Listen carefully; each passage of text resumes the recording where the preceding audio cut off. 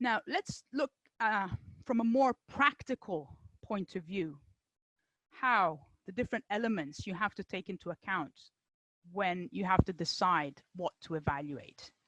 Now, the starting point when defining an evaluation plan is always the portfolio of interventions. So you have to look at the whole broad set of the portfolio.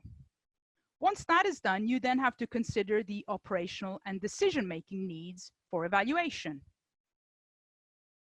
as well as any contractual requirements. Evaluations must respond to a need. If there is no need, or when you look at this portfolio, you have difficulties in identifying a need, the need is unclear, then maybe that means that the need is not really there, and that even if you carry out the evaluation results will not be used. So balance contractual requirements, compliance with need for evaluation. And this is a point I will keep hammering on until the end. The second point, resources are tight. So you can't evaluate everything. And when we talk about resources which are tight, we not only think about the budget which is available for evaluation, but we also have to think about human resources. So who will manage those evaluations?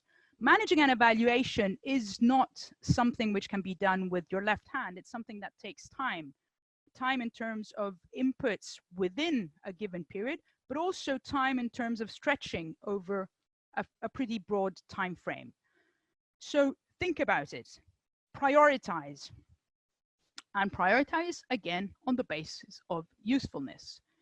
You might want to focus on the best possibilities for learning, or on your unit's priorities. If you know that there are plans to launch projects in a given sector, or to top up given projects, continue operating in a certain area, then maybe you can give priority to the projects which are ongoing in those areas to learn, to get inputs, and which can then feed and improve future design.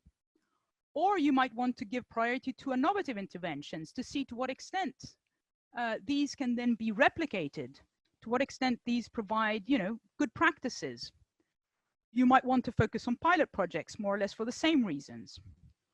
Or you might want to focus on interventions which appear to be particularly successful or unsuccessful to find out what are the key drivers of that success or unsuccess. And then again, you might decide that you want to group projects or interventions within a sector, or you might give priority to large interventions, so where the majority of the money is going. Again, be realistic. What resources will be available? Do you have the time to launch the evaluations? When we talk about the time to launch an evaluation, we have to think backwards. If we need the evaluation findings at a given point in time, then we have to take that at a starting point and go backwards. If we need the final report by September, it means that most likely we are just on time now, being at the beginning of May, if not late already, to launch the evaluation. Why? Because to launch an evaluation, there's a whole process that has to go on. You have to draft your terms of reference, or actually first you have to identify a reference group, draft the terms of reference, launch the tendering phase, give enough time to contractors to present an offer, and then we have the different phases of an evaluation: an inception phase, a test phase, a field phase, and then finally the synthesis phase. So all of this takes time. Of course, you can rush, but if you rush, then most likely the evaluation findings will not match your expectations. So then again, is it useful or not? Is the budget available? Check with contract and finance. And that's why you have to include them in the process. Who will be responsible to manage the evaluations? I said it before, it takes time. Is the person appointed to manage the evaluation available? Does he or she have the time to manage the evaluation or the evaluations? And if there's more than one evaluation to manage, maybe you have to schedule them so that so that the key moments of each evaluation do not overlap. And then finally, match the scope with the purpose with the information needs and budget. We will look at this later, but evaluations can focus on a number of different issues. And normally the solution is not to look at everything, but focus the evaluation on those that we identify as our primary information needs. What do we really want to find out? What is the information we're really looking for, the data we're really looking for when we carry out evaluation, and prioritize that. The second important point is that you have to be coherent and coordinate.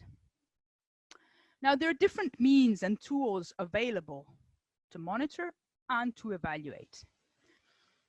So the key here is that you have to coordinate with ROM missions and with evaluations done by implementing partners and donors. Why is this? Because we said it before, evaluation is not a standalone exercise. For example, we will see that while normal monitoring activities are compatible with whatever other tool. So you will have internal monitoring, which is compatible with ROM, which is compatible with a midterm, which is compatible with a final evaluation. The same does not hold equally true when we balance a ROM review and a midterm evaluation. In this case, we will see that, of course, they are different, but there are a number of similarities among them. First of all, they will reach out to the same key stakeholders, same target group. So you don't want to have the two which are coming too close together, because if people who are working on a project, the implementing partner, but also the target group, the local counterparts who are working, and then they have a ROM mission coming in March asking a set of questions, and then they have a midterm evaluation team coming in April asking the same question, or at least part of the same questions, they will not be too happy about that. So think and remember that the ROM mission can be equated, if you want, to a dashboard. It will tell you the speed of implementation, where you are. It is faster, it is cheaper, and it can give you more immediate information on some issues. Evaluations, if we keep with the same kind of similitude, is your co-pilot. It will tell you where they are, but also whether you will be able to reach your results or not, and why. Midterm evaluations take longer, are more expensive, but have a broader scope and depth. So if there are important changes in the external context, which might require a reshaping, a redesign, or maybe also a decision on whether or not it's worth to move ahead with that project as it's currently designed, then you might choose to go for a midterm evaluation.